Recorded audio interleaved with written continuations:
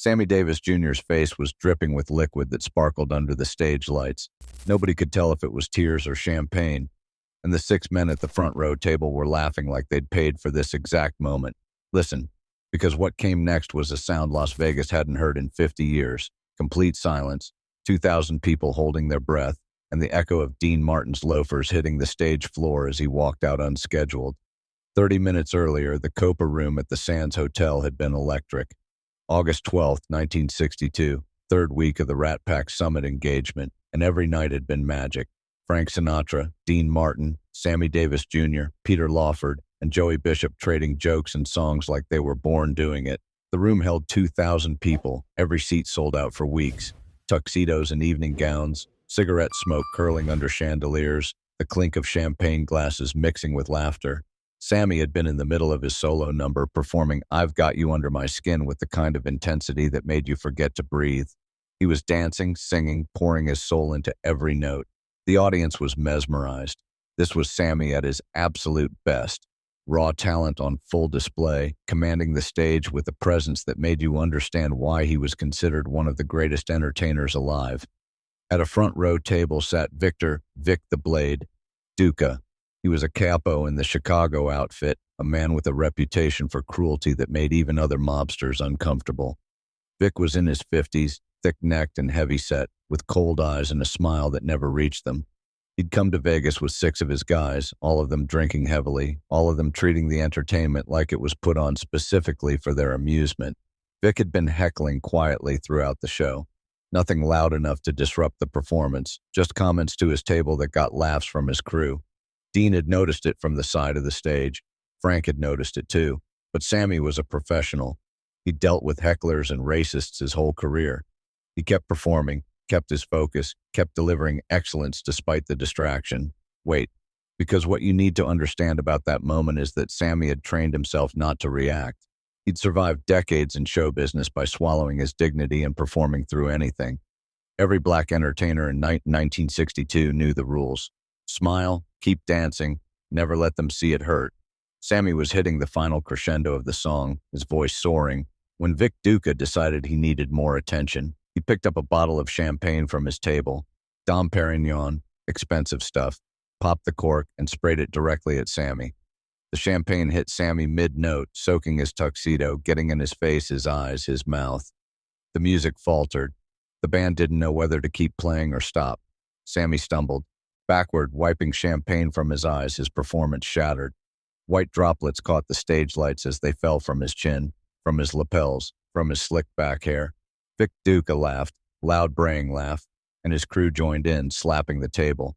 "Dance, Sammy," Vic shouted. "Come on, dance for us. Isn't that what you people do?" The room went silent. 2,000 people held their breath. This wasn't heckling. This wasn't audience participation gone wrong. This was deliberate, racist humiliation.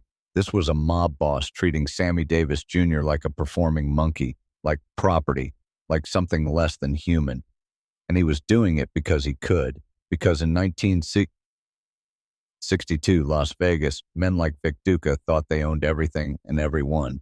Sammy stood there dripping with champagne, his face carefully neutral. He'd trained himself not to react, not to show anger or hurt or humiliation, because showing emotion meant giving them power. He started to turn back to the microphone, prepared to keep going, to pretend it hadn't happened. That's when Dean Martin walked onto the stage. Dean wasn't scheduled to be on stage. He'd been waiting in the wings for his entrance later in the show. But he walked out now, slowly, deliberately, and stood next to Sammy. He put his hand on Sammy's shoulder, a gesture of solidarity that everyone in the room understood. Then Dean turned to face Vic Duca.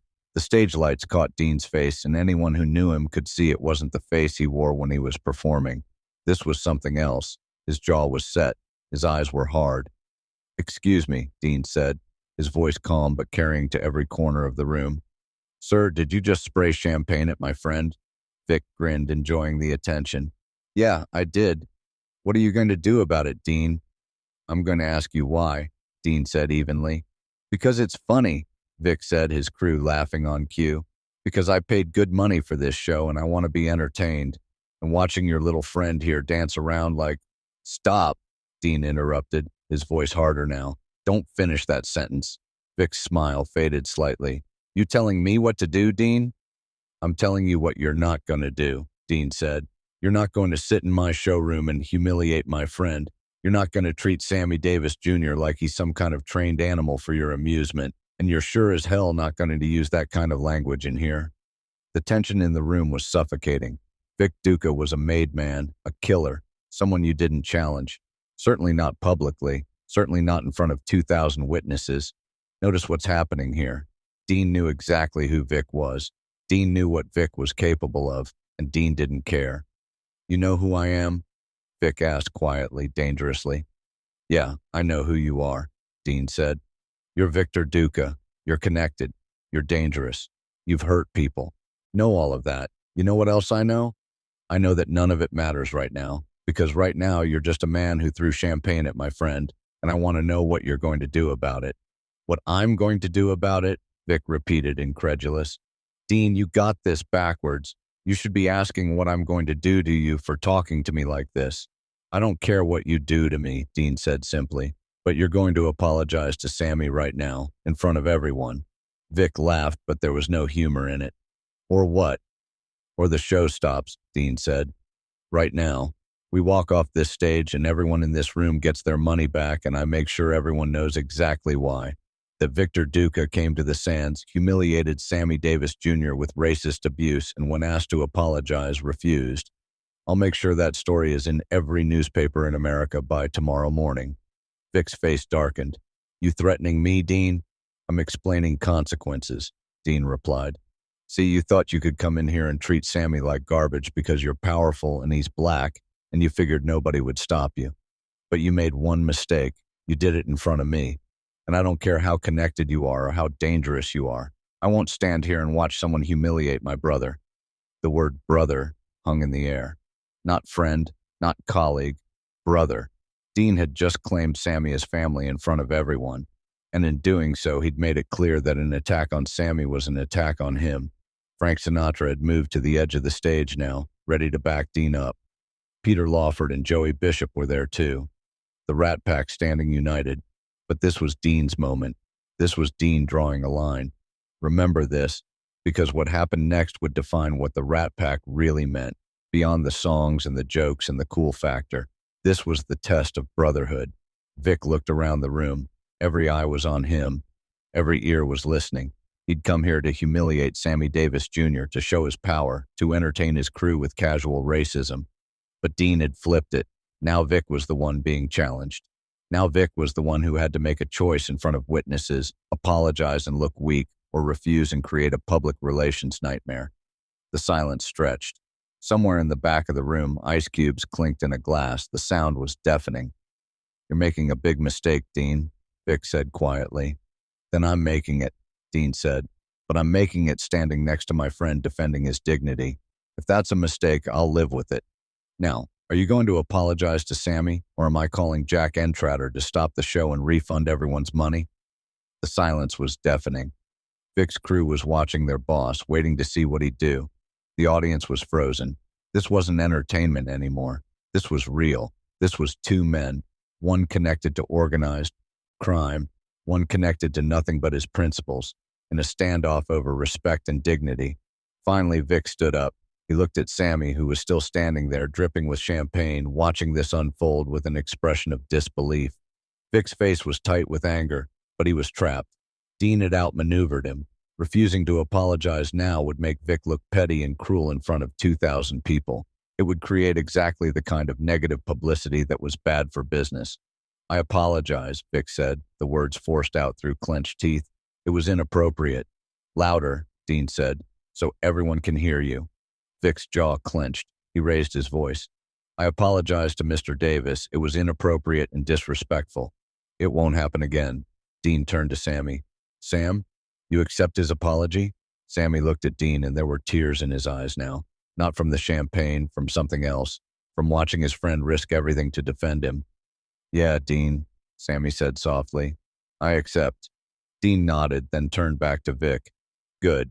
Now you and your crew can stay and enjoy the show, or you can leave. But if anyone at your table disrupts this performance again, you'll all be escorted out. And Victor, if I ever hear that you've treated any performer at any venue in Vegas with that kind of disrespect again, I'll make it my personal mission to make sure every entertainer in this city knows not to perform anywhere you're in attendance. Are we clear? Vic stared at Dean for a long moment. Then he nodded once, curtly. He sat back down. His crew followed suit, subdued now, the fun gone out of their evening. Dean turned to the band. From the top, I've got you under my skin. And this time, nobody interrupts. The music started again. Sammy, still in his champagne-soaked tuxedo, began singing. But something had changed. His voice was even more powerful now, even more emotional, because he wasn't just singing a song anymore. He was singing through the humiliation, through the anger, through the gratitude of having someone stand up for him when he couldn't stand up for himself. When the song ended, the audience gave Sammy a standing ovation that lasted 5 minutes. People were crying, not just crying for Sammy, but crying because they'd witnessed something bigger than entertainment. They'd witnessed moral courage. Then Dean stepped forward and addressed the crowd.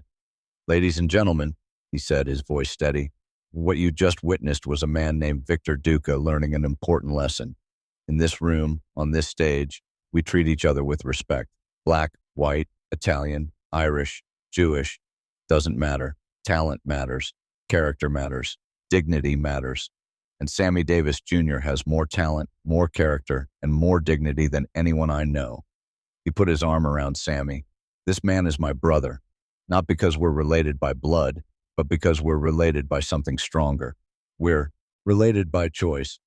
We chose to be brothers. We chose to stand together. And anyone who disrespects him disrespects me. Anyone who tries to humiliate him will answer to me. That's not a threat. That's a promise. That's what family means. The applause was thunderous. Look at what just happened. Dean didn't just defend a friend. He'd stood up to organized crime publicly to defend the dignity of a black man in a time and place where black men had no dignity in the eyes of men like Victor Duca. Dean had risked his career, possibly his life, to make a statement. Sammy Davis Jr. matters. Black people matter. Human dignity is not negotiable. The show continued, but backstage afterward, Sammy found Dean in his dressing room. Dean was taking off his bow tie, looking tired. Dean, Sammy said softly. Dean turned. Hey, Sam, hell of a show tonight. Dean, what you did out there? Had to be done, Dean interrupted. Couldn't let that stand. You put yourself at risk, Sammy said, his voice breaking. Vic Duca is connected. He's dangerous. You called him out in front of everyone. You made him apologize. Do you know what that means? Do you know what he might do? I know, Dean said quietly. I know exactly what he might do. But Sam, I had a choice out there. I could let him humiliate you and do nothing, or I could stand up and say it's not okay. Those were my only two choices. And living with myself, if I chose the first option, that's not living. That's just existing. Sammy walked over and hugged Dean, and Dean hugged him back. Two men, one white and one black, in 1962 Las Vegas, holding each other and crying. You called me your brother, Sammy whispered. You are my brother, Dean said firmly. Not my friend, not my colleague, my brother. And I protect my family. Even when it costs you everything? Especially then, Dean said, because that's when it matters most. The story of that night spread through Las Vegas and then through Hollywood. Victor Duca left Vegas the next day and never returned. Word was that his bosses in Chicago weren't happy about the negative attention, about being associated with racist humiliation, about looking weak. Vic's star in the organization dimmed considerably after that night. But more importantly, the incident changed something in Las Vegas. Other mobsters who'd been treating black entertainers with casual cruelty suddenly thought twice, because if Dean Martin was willing to shut down a show and publicly humiliate a made man to defend Sammy Davis Jr., what else might he be willing to do? What other performers might follow his lead? The incident also deepened the bond between Dean and Sammy. They'd been friends before, close friends, but after that night they were brothers in the truest sense. Sammy knew that Dean had literally put his life on the line for him. Dean knew that Sammy had been suffering indignities like that his whole career, and it made him even more determined to protect him. Notice something here. This wasn't just one night. This was a choice Dean kept making every day afterward to stand by that commitment. Years later, in 1988, Sammy Davis Jr. was diagnosed with throat cancer. The disease was aggressive, and Sammy knew he didn't have much time. One of his final requests was to see Dean Martin. They met at Sammy's home in Beverly Hills and they sat together for hours talking about old times, about the Rat Pack, about their lives. At one point, Sammy brought up that night in 1962. Dean, do you remember when Vic Duca sprayed me with champagne? How could I forget? Dean said. You know what that meant to me? Sammy's voice was weak from the cancer, but the emotion was strong. My whole life I'd been trained to take it, to smile and keep performing no matter what they did to me. When white men humiliated me, I was supposed to say thank you and ask for more, because that's how black entertainers survived. We swallowed our pride and kept dancing. Dean nodded, listening. But that night you said no. You said that my dignity mattered more than the show, more than keeping a mobster happy, more than anything. You stopped everything and made him apologize to me. Do you understand what that did for me? Do you understand how that changed me? You were always dignified, Sam, Dean said quietly. I was always pretending to have dignity, Sammy corrected. There's a difference. But after that night, after watching you risk everything to defend me, I started to actually believe that I deserved dignity, that I wasn't just performing for white audiences and hoping they'd let me keep some scraps of self-respect, that I was an artist, a human being, someone who mattered. Sammy reached out and took Dean's hand. You saved my soul that night, Dean. Not just my pride, my soul. And I never thanked you properly. So I'm thanking you now. Thank you for being my brother. Thank you for showing me that I was worth defending. Thank you for being the kind of man who stands up even when it's dangerous, even when it costs you. Thank you for loving me enough to risk everything. Dean's eyes were wet. Sam, you don't have to thank me. You're my brother. That's what brothers do. I know, Sammy said, but I needed to say it before I run out of time. Sammy Davis Jr. died on May 16, 1990. At his funeral, Dean Martin stood at the podium, looking older than his years, grief-stricken. He told the story of that night in 1962, of Victor Duca and the champagne, of stopping the show and demanding an apology, of calling Sammy his brother in front of 2,000 people. People ask me why I did it, Dean said, his voice breaking. Why I risked antagonizing a mobster to defend Sammy. And the answer is simple. Because Sammy was my brother. Because his dignity mattered. Because standing up for what's right matters more than staying safe. Dean paused, composing himself. Sammy and I came from different worlds. He was black, I was white. He was Protestant, I was Catholic. He was from Harlem, I was from Ohio. But none of that mattered. What mattered was that we chose each other. We chose to be family. And when you choose someone as family, you protect them, no matter what, no matter who's threatening them, no matter what it costs. He looked out at the packed church. That's what Sammy taught me. That family isn't about blood. It's about choice. It's about standing together when the world tries to tear you apart. It's about saying you humiliate him, you humiliate me, and meaning it. That's brotherhood. That's love. That's what Sammy and I had, and I'll miss him every day for the rest of my life. The story of Dean Martin shutting down Victor Duca became one of the defining moments of the Rat Pack legend, not because of the music or the comedy or the cool factor, but because it showed what that brotherhood really meant. It meant Dean risking everything to defend Sammy's dignity. It meant refusing to let racism stand, even when the racist was a dangerous mobster. It meant understanding that some things, dignity, respect, human decency, are worth fighting for, even when fighting seems suicidal. Victor Duca thought he could humiliate Sammy Davis Jr. for entertainment. He thought he could treat a black man as less than human because that's what powerful white men did in 1962. But he made one critical mistake. He did it in front of Dean Martin, and Dean Martin didn't just stop him. Dean destroyed him, not with violence, but with something more powerful, moral courage. By standing up, by demanding an apology, by putting his own career and safety on the line, Dean showed everyone in that room that dignity matters more than power. That's the real legacy of the Rat Pack.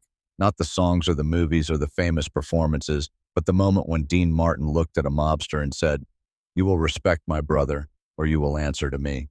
The moment when friendship became brotherhood. The moment when one man's courage changed how we think about loyalty, dignity, and standing up for what's right. If you enjoyed spending this time here, I'd be grateful if you'd consider subscribing. A simple like also helps more than you'd think. August 12th, 1962. The night a mafia boss tried to humiliate Sammy Davis Jr. and Dean Martin shut him down. The night brotherhood defeated hatred. The night that proved love is stronger than fear. That's a performance worth remembering. If you want to hear what really happened the night the police came back for him, tell me in the comments.